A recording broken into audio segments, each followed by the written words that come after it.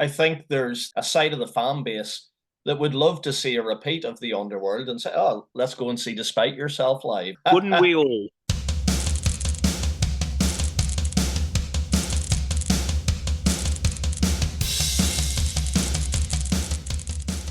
Today on Eon Music, I'm joined by Andy Shillito, if I'm pronouncing that correctly. Andy has a long history with Headswim. We're going to talk about what he has done with Headswim going back in the day, and of course the new album that's just being released. How are you doing, Andy? I'm good, thanks. Yeah, just got back from the Monsters of Rock cruise. I mixed the darkness live, Mm-hmm. um, and we've just been doing that. Got back 3 days ago. Fortunately, I haven't suffered any jet lag, so yeah, just hanging about in my house, which has my mixing room in it. So you had a tough time of it down in Miami then, and cruising around the Yeah, Bahamas, well, or? it sounds good, but um, it's not as you're in the middle of the water. There's nothing to see. You're in the Yeah, middle of the water for like 3 out of the 5 days. Um, but there's worse ways to make a living. I'm not complaining, but yeah. unless you drink, which I don't, and gamble, which I don't, um, or are into hair metal, which I'm not, there isn't really there isn't really an awful lot to do for a week. You have worked in production and mixing for quite a number of years, haven't you? I suppose I got into it accidentally, like most of us do. I was a bass player in the 80s, um, and I did a few sessions, nothing massive, but I was earning a meager living as a session player here, and I lived in New York for a bit. I was in a band, but I was in somebody's band who had a deal, and we finished up staying in New York for a year, which was great because it was the last year of Studio 54. Um, and it was a really great thing. I moved out of Hull, and 6 months later, I was living in an hotel in New York. I can't believe me luck. Wind on 4 or 5 years, 6 years, maybe more, and I've started a family, and I needed to do something else. So I finished up deciding that I'd do live recording. There was a gig called the After Dark in Reading, which in the 90s had everybody like the Manics, Radiohead, Menswear, Sleeper, all of those people, the whole kind of 90s Britpop thing would go through that club when they were playing to 300 people. And so I used to record in there. One night the PA didn't turn up, and there was a reggae sound system in, and my mics and desk were still in there. And so they asked me to cobble together a PA, so I did. And then I got that gig, and then I met people, and people asked me to do mixed gigs in London. I did that for a bit, and then one day I was lucky, really, and landed a decent gig via Radiohead's tour manager at the time. And they, funnily enough, excuse me, that band, when I went to see them, were rehearsing in the same place as Headswim were, next door to Headswim. Hmm. And I didn't, I didn't know them. I didn't speak to them. I knew of them. They looked like a cool bunch of dudes, but it was a few years later. It was probably 3 years later uh, when I finished up working with Headswim. I tour managed them and did mix the shows, did front of house until they got dropped, and then I moved on to various other things. I did a lot of live gigs between '96 and Meet in the Darkness, really, Hmm. in 2003, and I've worked for them ever since. So there's a fantastic quote in the album that says, and I love this: "Seeing Headswim perform has been on my impossibility wish list." Yeah, I mean, it was, I kept in touch with them if they kept in touch with me. Uh, and we went through the Despite Yourself period together. It was emotional. We did a lot of gigs, and we discovered I had been to America before as a bass player, but not with a band, not tour managing. And so I kind of knew about it, and it was just me and them and one other guy initially on a crappy tour bus in America.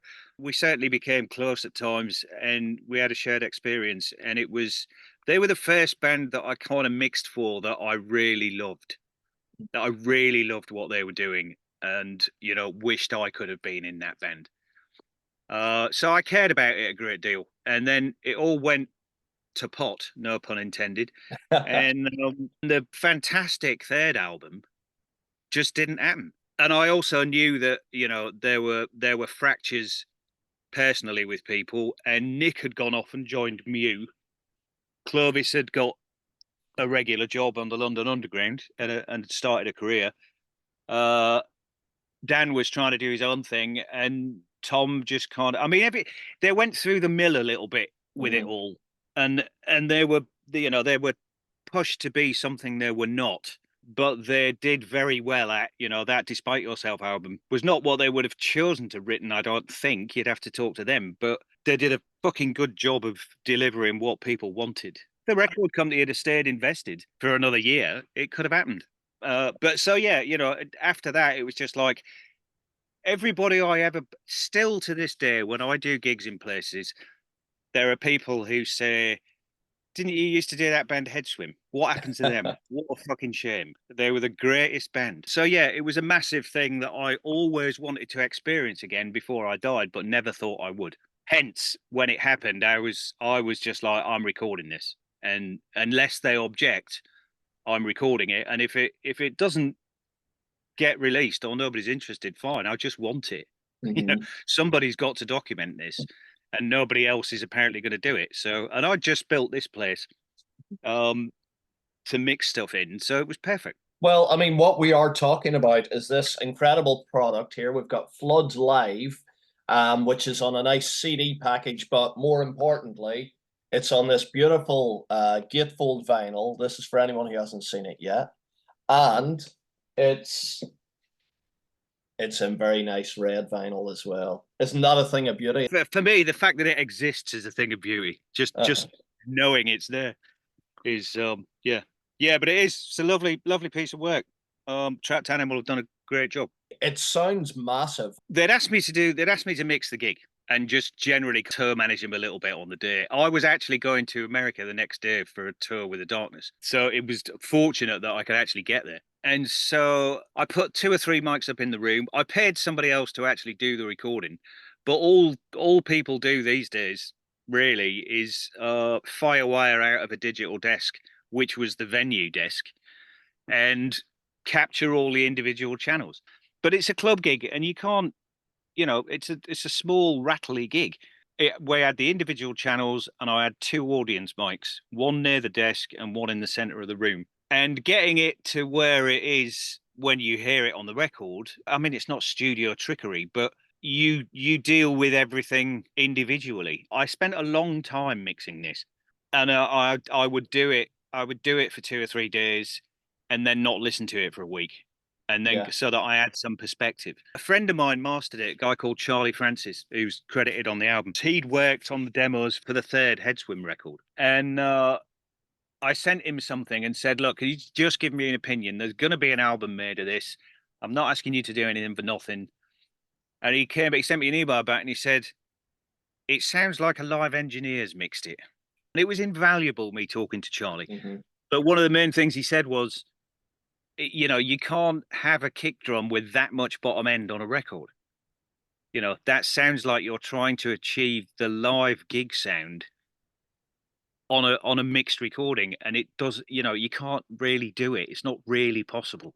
And I would listen to things like Pearl Jam live, which Mhm. things that I always loved, like Even Flow and any of Live and Dangerous by Thin Lizzy, because that's why I became a musician. And I would listen to these live recordings and AC/DC and stuff, and they all sounded pretty small. I mean, Mhm. I was surprised that they all sound great, but it's all in the mid range, Mhm. and I understand why. But I didn't want that. I wanted to try and get what I like to do live. What people hire me for live, and Mhm. and so I kind of met Charlie in the middle somewhere. One word I would use is clarity. I mean, I did spend a lot of time in it, but I think very much in terms of giving each instrument and vocal its position. It's to do with that, I think.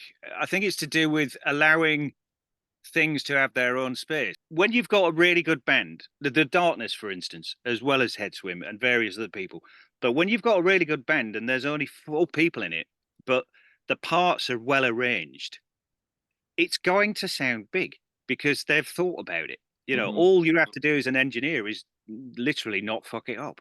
What was it like being in the room then that night? Clearly, you're not a fan, you're very much involved, but as a fan of the music, did you get to go, oh, this is great, or were you concentrating on Yeah, I the mean, job? I'm not ashamed to say I cried at one point. Not like broke down and sobbed all over the desk, but I was wiping my eyes because I was just so happy to see it, and I was so happy to see how happy all the fans were that had paid to see it.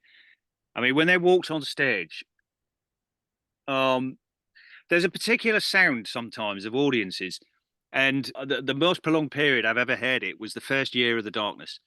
When the lights went down and they came on stage, it was almost the sound of hysteria, and people were so excited because they'd never seen it before, Mhm. but they knew it was like they'd heard people talk about it, they'd seen clips of it on YouTube, not many in those days, 2003, but there was this massive anticipation and this massive excitement, and as soon as the moment came, there was this sound of just like, I don't know, explosive joy and relief and it was exactly like that in the Underworld.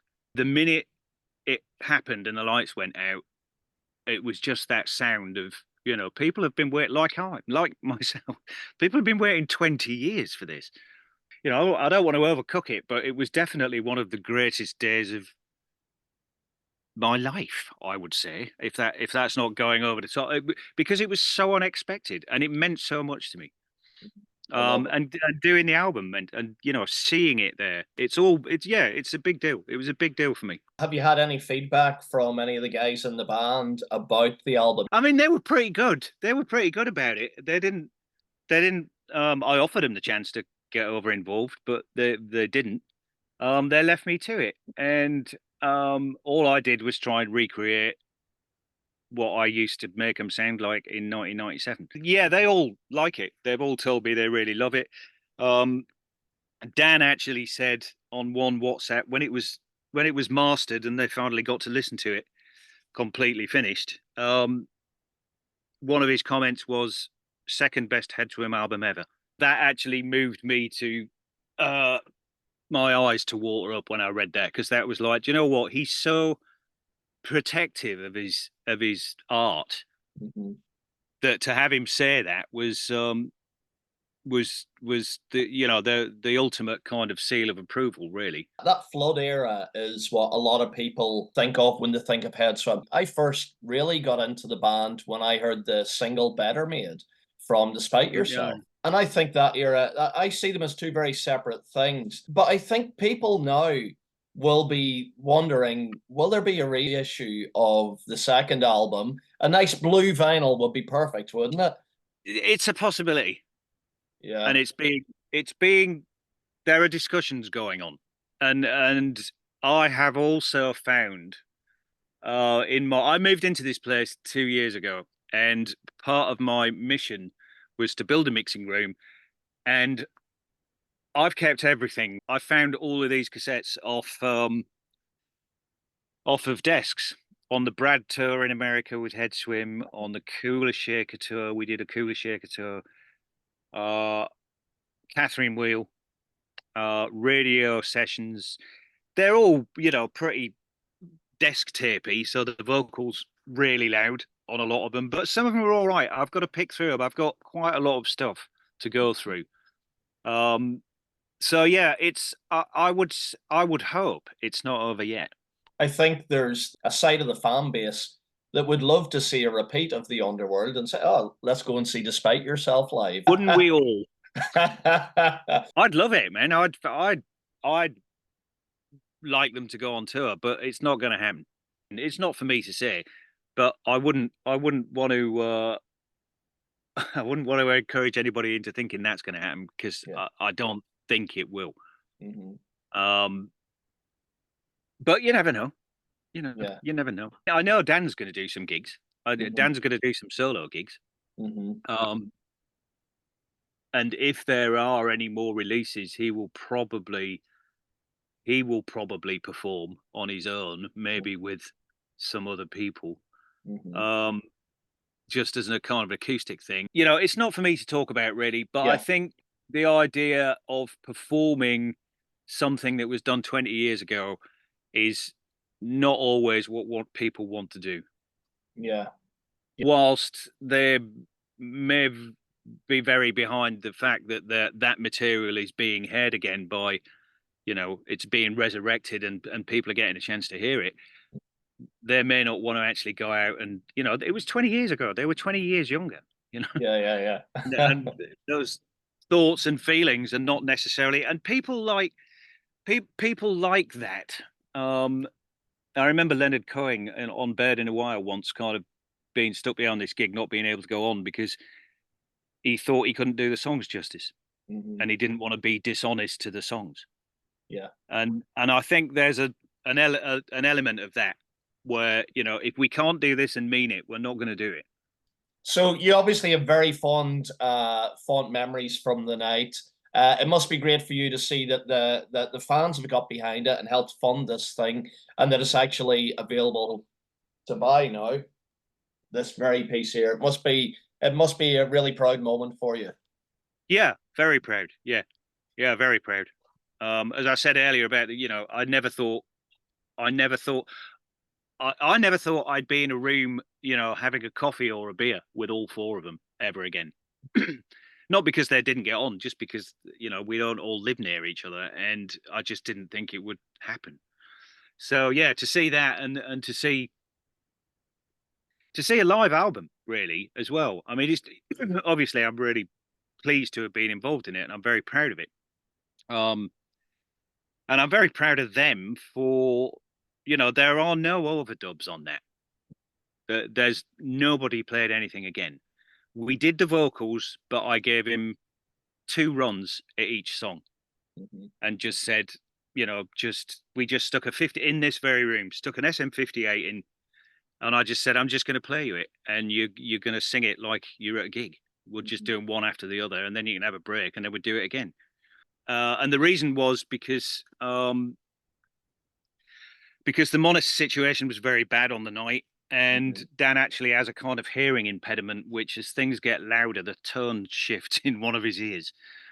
So, you know, I've seen people posting on the Facebook page about, you know, I'd rather have heard it warts and all. Well, you wouldn't, because I did, and it wasn't dreadful, but it wasn't, you know, I wouldn't have wanted it to go out. Look, you mentioned Live and Dangerous, and let's just say that, you know, it's got a mythical status, but people know, you know. Yeah. Well, it is literally, truthfully, it's the opposite end of the scale to that. The only thing that I did in terms of recording, the only things that I did were what I just said. We did 2 passes on every song on the vocal, and I put it together. I put the vocal together out of those 2 passes, and sometimes bits of the live vocal. Because he couldn't remember what he'd actually done, and sometimes words were wrong, so I popped in one from the gig.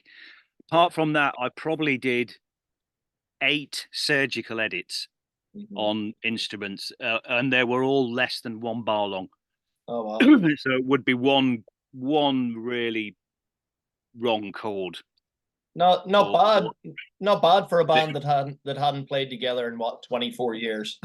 Yeah, exactly, and that's why I mentioned it. Actually, you asked me about being proud of it. Proud of them, because that is, you know, what you're hearing is 99% more than that, 99.9% of what actually happened on the night. That's how good they are now, and you know, that's how good they were then. Well, the album is out now, lovely red vinyl. So, you know, if you haven't got a copy, go get it. Andy, thanks so much for talking to me today, and we'll hopefully catch you down the road.